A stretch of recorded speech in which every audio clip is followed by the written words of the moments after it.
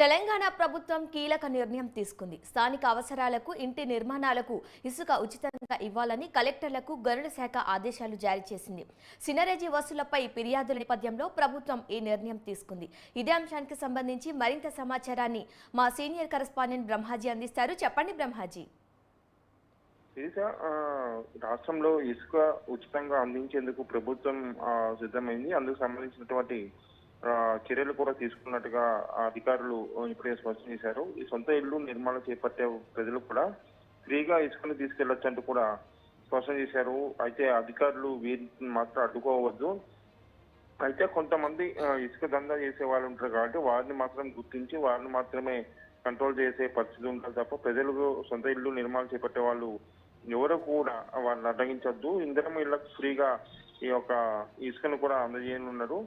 1, 2, 3 category ఇసుక రీచులకు కూడా ఇది వర్తిస్తుందంటూ కూడా ప్రభుత్వం స్పష్టం చేసింది.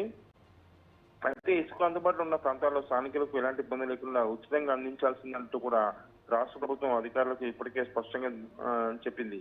దీనికి సంబంధించి రాష్ట్ర గనులు, భూగర్భ వనరుల శాఖ ముఖ్య కార్యదర్శి మహేష్ ఎక్క కూడా శనివారం అన్ని జిల్లాల కలెక్టర్లకు ఉత్తర్వులు జారీ చేయడం జరిగింది. అయితే 2015 నాటి ఇసుక రవాణా మార్గదర్శకాలు ఉన్నప్పటికీ కూడా పోలీస్, రెవెన్యూ సిబ్బంది తమను అడ్డుకుంటున్నారంటూ ఇప్పటికే పలువురు ఫిర్యాదు చేయడంతో దీని మీద ప్రభుత్వం కొంత నిర్ణయం తీసుకుంది.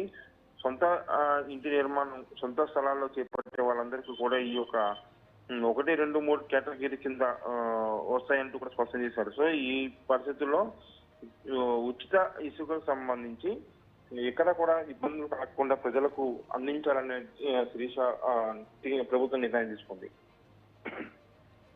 Okay Brahmaji, thank you.